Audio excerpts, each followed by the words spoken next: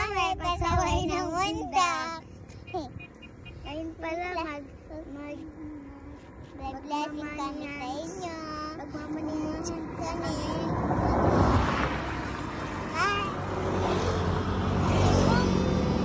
Malapit naman kayo dito, pwede lang kang pumunta. Pag malayo, awag na kayong pumunta. Ha? Kasi magmamanihan na kami. Ngayon, mag-blessing namin sa inyo. Yes.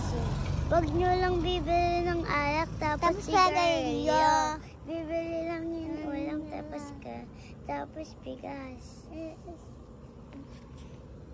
Kung kaya kung inyo, kunin nyo na yung pera para makabili kayo.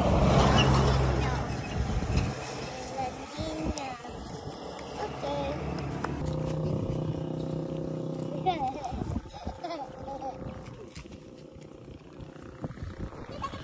Nakita nyo ba guys?